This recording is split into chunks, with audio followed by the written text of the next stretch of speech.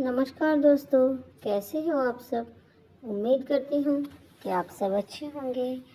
तो आइए आज हम सुनेंगे संतोषी माता व्रत कथा, क्योंकि इस व्रत कथा को सुने बिना व्रत पूर्ण नहीं माना जाता है। एक बुढ़िया माई थी, उसके 7 बेटे थे, 6 कमाते थे, एक निकम्मा था। बुढ़िया माँ 6 पुत्रों की रसोई बनाती, उन्हें भोजन कराती और पीछे से जो कुछ बचता सो सातवें को दे देती थी। परंतु वह बड़ा ही सीधा साधा था, मन में कुछ विचार न करता। एक दिन अपनी बहू से बोला, देखो मेरी माता मुझ पर कितना प्यार करती है। वह बोली, क्यों नहीं, सबका जूठा कूठा तुमको ही तो खिलाती है। वह बेचारा बोला कि भला ऐसे भी कहीं हो सकता है, मैं जब तक अपनी आंखों से न देख लूं मान नहीं सकता। बहू ने हंसकर कहा, तुम देख लोगे तब तो मानोगे। कुछ दिन बाद बड़ा त्योहार आया। घर में 7 प्रकार के भोजन और चूरमा के लड्डू बने। वह जांचने के लिए सिर दर्द का बहाना कर पतला सा कपड़ा ओढ़कर रसोई घर में सो गया और कपड़े में से सब देख रहा था। जब त्योहार का दिन था तो 6 भाई भोजन करने आए। उसने देखा कि माँ ने उनके लिए सुंदर सुंदर आसन बिछाए हैं, 7 प्रकार की रसोई परोसी है और बड़े ही प्यार से उनको जिमाती है। वह देखता रहा। 6 भाई भोजन कर कर उठे, तब माता ने उनकी झूठी थालियों में से लड्डुओं के टुकड़ों को उठाया और एक लड्डू बनाया। झूठन साफ कर बुढ़िया माँ ने पुकारा, उठ बेटा, तेरे 6 भाई भोजन कर कर गए, अब तू ही बाकी है, उठ, कब खाएगा। वह कहने लगा, मुझे नहीं खाना, मैं तो परदेश जा रहा हूँ। तब माता ने कहा, कल जाता हो तो आज ही चला जा। वह बोला, हाँ हाँ, आज ही जा रहा हूँ। यह कहकर वह घर से निकल गया। चलते समय अपनी बहू की याद आई। वह गौशाला में कंडे थाप रही थी, वहीं जाकर उससे बोला, हम जावें परदेश को, आएंगे कुछ काल, तुम रहियो संतोष से, धर्म अपनो पाल।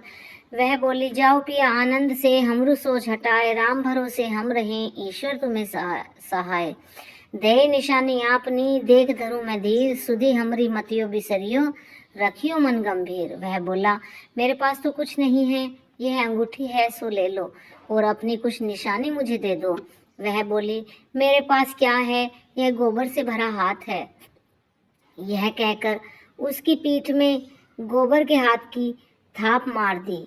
वह उसे लेकर चल दिया। चलते चलते दूर देश में पहुंचा। वहां एक शाहूकार की दुकान थी। वहां जाकर कहने लगा, भाई मुझे नौकरी पर रख लो। शाहूकार को बहुत जरूरत थी, बोला, रह जा। लड़के ने पूछा, वेतन क्या दोगे। साहूकार ने कहा, काम काज देखकर ही दाम मिलेंगे। शाहूकार को कि यहाँ लड़के को नौकरी मिल गई। वह सवेरे 7 बजे से रात तक नौकरी बजाने लगा। कुछ दिनों में दुकान का सारा लेन देन, हिसाब किताब, ग्राहकों को माल बेचना, सारा काम करने लगा। साहूकार के 7-8 नौकर थे, सभी चक्कर खाकर गिरने लगे और सोचने लगे कि ये तो बहुत ही होशियार है। सेठ ने भी काम देखा और 3 महीने में उसे आधे मुनाफे का साझेदार बना लिया। वह 12 वर्ष में ही नामी सेठ बन गया और मालिक सारा कारोबार छोड़ कर बाहर चला गया। अब संतोषी माता व्रत कथा के अनुसार बहू पर क्या बीती सो सुनिए। सास ससुर उसे दुख देने लगे। सारी गृहस्थी का कार्य करके उसे लकड़ी लेने जंगल में भेजने लगे। इस बीच घर की रोटियों के आटे से जो भूसी निकलती उसकी रोटी बनाकर रख दी जाती और फूटे नारियल के खोपड़े में उसे पानी देते। इस तरह दिन बीतते रहे। एक दिन वह लकड़ी लेने जंगल में जा रही थी। रास्ते में बहुत सी स्त्रियां संतोषी माता का व्रत करती हुई उसको दिखाई दी। वह वहां खड़ी होकर देखने लगी कि ये स्त्रियां क्या कर रही हैं और बोली कि बहनों, तुम ये किस देवता का व्रत कर रही हो और इसके करने से क्या फल मिलता है। इस व्रत के करने की क्या विधि है। यदि तुम अपने व्रत का विधान मुझसे बताओगी तो मैं तुम्हारा एहसान मानूंगी। तब उनमें से एक स्त्री बोली, सुनो, यह संतोषी माता का व्रत है और संतोषी माता की कथा है। इसके करने से निर्धनता दरिद्रता का नाश होता है, लक्ष्मी आती है, मन की चिंताएं दूर होती हैं, घर में सुख संपत्ति आती है और निपुत्र को पुत्र मिलता है, और जिसके पति बाहर गया हो वो जल्दी घर आता है। कुंवारी कन्याओं को मनपसंद वर मिलता है। राजद्वारे में बहुत दिनों से मुकदमा चलता हो तो खत्म हो जाता है। सब तरह से सुख शांति होती है। पैसा जायदाद रोग द्वेष सब दूर हो जाते हैं, इसमें कोई संदेह नहीं है।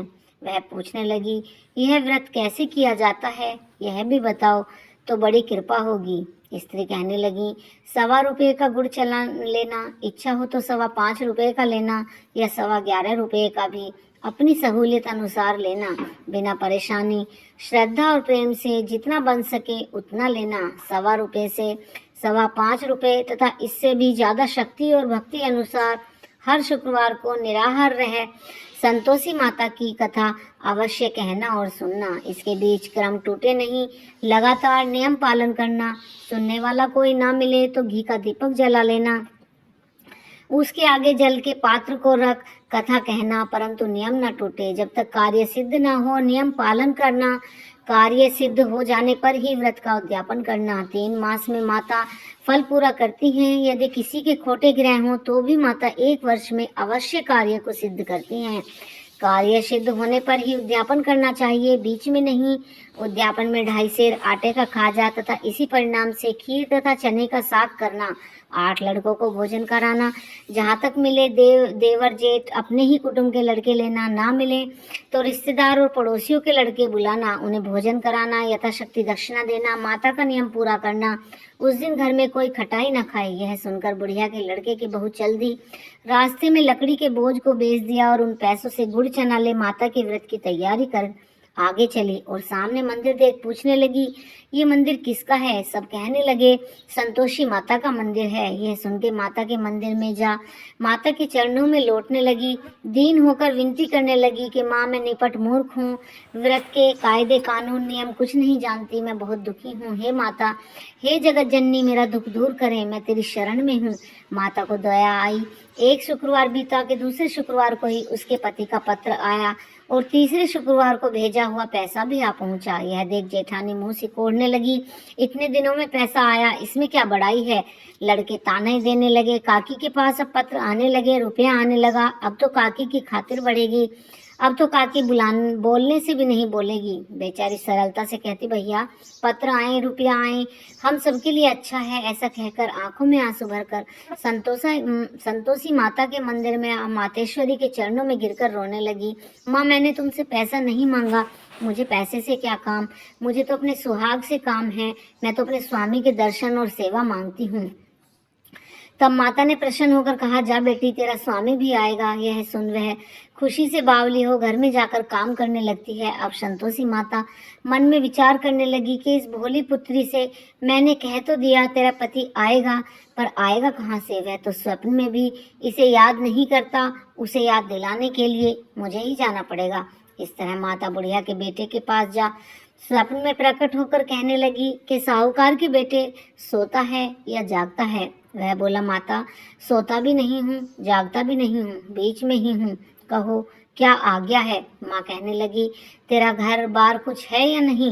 वह बोला, मेरा सब कुछ है माता, माँ बाप भाई बहन बहू, क्या कमी है? माँ बोली कि मेरे भोले पुत्र, तेरी स्त्री घोर कष्ट उठा रही है, माँ बाप उसे बहुत दुख दे रहे हैं, वह तेरे लिए तरस रही है, तू उसकी सुधि ले। वह बोला, हाँ माता, यह तो मुझे भी मालूम है, परंतु मैं जाऊं तो जाऊं कैसे? परदेश की बात है, लेन देन का कोई हिसाब नहीं है, कोई जाने का रास्ता नजर नहीं आता, कैसे चला जाऊं? माँ कहने लगी कि मेरी बात मान, सवेरे नहा धोकर संतोषी माता का नाम ले, घी का दीपक जला, दंडवत प्रणाम कर दुकान पर जा बैठना। देखते ही देखते तेरा लेन देन सब चुक जाएगा, जमा माल बिक जाएगा, सांझ होते होते धन का ढेर लग जाएगा।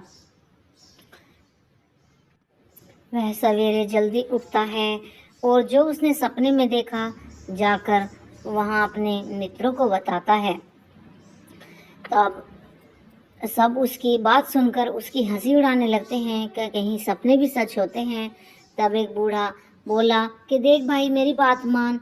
इस प्रकार सच झूठ करने के बदले जैसा भी तुझे बुढ़िया माई ने कहा है वैसा ही करने में तेरा क्या जाता है। वह बूढ़े की बात मान स्नान कर संतोषी माता को दंडवत प्रणाम कर घी का दीपक जला दुकान पर जा बैठता है। थोड़ी देर में वह क्या देखता है कि देने वाले रुपया लाए, लेने वाले हिसाब लेने लगे। कोठी से भरे सामानों के खरीदार नगद दाम में सौदा करके आने लगे। शाम तक धन का ढेर लग गया। माता का चमत्कार देख प्रसन्न मन से माता का नाम ले घर से जाने के लिए वह सामान लेने के लिए निकलता है। गहना कपड़ा खरीदने लगा और वहाँ के काम से निपटकर घर को रवाना हुआ। वहाँ बहू बेचारी जंगल में लकड़ी लेने जाती है। लौटते वक्त माँ के मंदिर पर विश्राम करती है। वह तो उसका रोजाना रुकने का स्थान था। दूर से धूल उड़ती देख वह माता से पूछती है कि हे माता, ये धूल कैसी है और क्यों उड़ रही है। माँ कहती है कि हे पुत्री, तेरा पति आ रहा है। अब तो ऐसा कर, लकड़ियों के 3 बोझ बना ले। एक नदी के किनारे रख, दूसरा मेरे मंदिर पर और तीसरा अपने सिर पर रख। तेरे पति को लकड़ी का गट्ठा देखकर मोह पैदा होगा। वह वहाँ रुकेगा, नाश्ता पानी बनाकर खाकर माँ से मिलने जाएगा। तब तू लकड़ियों का बोझ उठाकर घर जाना और बीच चौक में गट्ठा डालकर 3 आवाज़ें जोर जोर से लगाना कि लो सासू जी, लकड़ियों का गट्ठा लो, भूसे की रोटी दो और नारियल के खोपरे में पानी दो। आज कौन मेहमान आया है।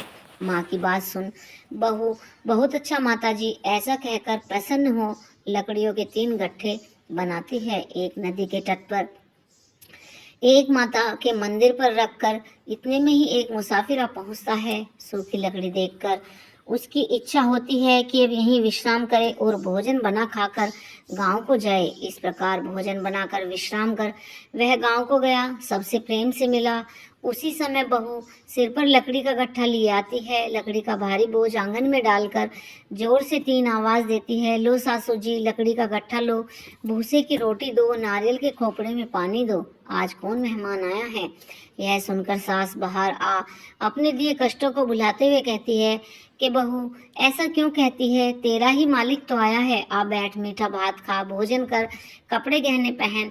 इतने में आवाज सुन उसका पति बाहर आता है और अंगूठी देख व्याकुल हो माँ से पूछता है, माँ यह कौन है। माँ कहती है, बेटा तो यह तेरी बहू है। आज 12 वर्ष हो गए जब से तू गया है, तब से सारे गांव में जानवर की तरह भटकती फिरती है, कामकाज घर का कुछ करती नहीं, 4 समय आकर खा जाती है।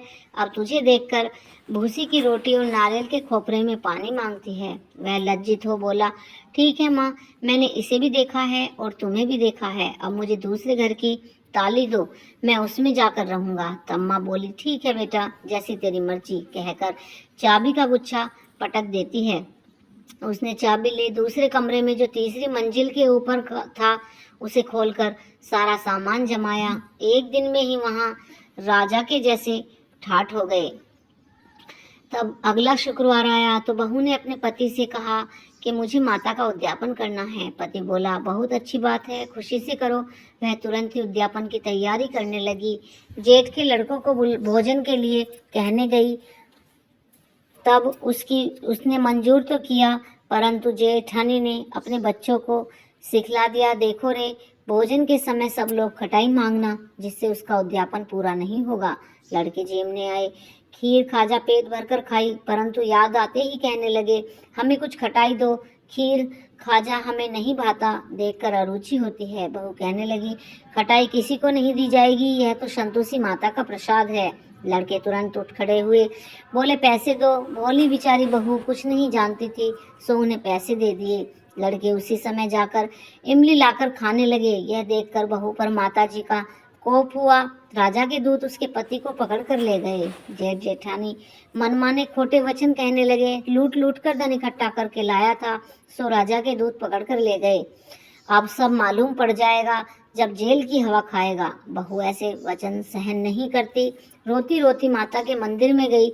हे माता, तुमने ये क्या किया, हंसाकर अब क्यों रुलाने लगी हो। माता बोली, पुत्री, तूने उद्यापन करके मेरा व्रत भंग किया है। इतनी जल्दी हंसाकर अब क्यों रुलाने लगी? माता बोली, पुत्री तूने उद्यापन करके मेरा व्रत भंग किया है, इतनी जल्दी सब बातें भुला दी। वह कहने लगी, माता भूली तो नहीं हूँ, ना कुछ अपराध किया है, मुझे तो लड़कों ने भूल में डाल दिया, मैंने भूल से उन्हें पैसे दे दिए, मुझे क्षमा कर दो माँ। माँ बोली, ऐसी भी कहीं कोई भूल करता है? वह बोली, माँ मुझे माफ़ कर दो, मैं फिर तुम्हारा उद्यापन करूँगी। माँ बोली, अब भूल मत करना। वह बोली, अब ना होगी। माँ आप बतलाओ कि वह कैसे आएंगे? माँ बोली, जा पुत्री, तेरा पति तुझे रास्ते में ही आता मिलेगा। वह घर को चली। रास्ते में पति आता मिला। उसने पूछा, तुम कहाँ गए थे? तब वह कहने लगा, इतना धन कमाया है, उसका कर राजा ने मांगा था, वह भरने गया था। वह प्रसन्न हो बोली, भला हुआ, अब घर चलो। कुछ दिन बाद फिर शुक्रवार आया। वह बोली, मुझे माता का उद्यापन करना है। पति ने कहा, करो। वह फिर जेठ के लड़कों को भोजन को कहने गई। जेठानी ने एक दो बातें सुनाई और लड़कों को सिखा दिया कि तुम पहले ही खटाई मांगना। लड़के कहने लगे कि हमें खीर खाजा नहीं भाता, हमारा जी बिगड़ता है, हमें तो कुछ खटाई दो। वह बोली, खटाई खाने को नहीं मिलेगी, आना हो तो आओ, नहीं आना है तो जाओ। वह ब्राह्मणों के लड़के बुलाकर उन्हें भोजन कराने लगी। यथाशक्ति दक्षिणा की जगह एक एक फल उन्हें दिया। इससे संतोषी माता अति प्रसन्न हुई। माता की कृपा होते ही 9वें मास में उसको चंद्रमा के समान सुंदर सुंदर पुत्र प्राप्त हुआ। पुत्र को लेकर प्रतिदिन वह माताजी के मंदिर में जाने लगी। माँ ने सोचा कि यह रोज आती है, आज क्यों ना मैं ही इसके घर चलूं, इसका आसरा देखो तो सही। वह विचार कर माता ने भयानक रूप बनाया। गुड़ और चने से सना मुख, ऊपर सूंड के समान होठ, उस पर मक्खियां भिन बना रही थीं। दहलीज में पांव रखते ही उसकी सास चिल्लाने लगी, देखो रे, कोई चुड़ैल डाकिन आ रही है, लड़कों इसे भगाओ, नहीं तो किसी को खा जाएगी। लड़के डरने लगे और चिल्लाकर खिड़की दरवाजे बंद करने लगे। बहू रोशनदान में से सब देख रही थी। प्रसन्नता से पगली होकर चिल्लाने लगी कि आज मेरी माताजी मेरे घर आई हैं। यह कहकर वह बच्चे को दूध पिलाने से हटाती है तो बच्चा गिर जाता है। इतने में सास का क्रोध फूट पड़ता है। बोली कि देखो इस पागल को, कैसी उतावली हुई है, जो बच्चे को पटक दिया। इतने में माँ के प्रताप से जहाँ देखो वहाँ बच्चे ही बच्चे नजर आने लगते हैं। वह बोली, माँ जी, मैं जिनका व्रत करती हूँ यह वही संतोषी माता हैं। इतना कह झट से सारे घर के किवाड़ खोल देती है। सबने माता के चरण पकड़ लिए और विनती कर कहने लगी कि माता, हम मूर्ख हैं, हम अज्ञानी हैं, हम पापी हैं, तुम्हारे व्रत की विधि हम नहीं जानते, तुम्हारा व्रत भंग कर हमने बहुत बड़ा अपराध किया है। हे माता, आप हमारा अपराध क्षमा करें। इस प्रकार माता प्रसन्न हुई और माता ने सबको आशीर्वाद दिया। तो जो भी संतोषी माता की व्रत कथा पढ़ता है अथवा सुनता है, उसकी सभी मनोकामनाएं पूर्ण होती हैं। बोलिए श्री संतोषी माता की।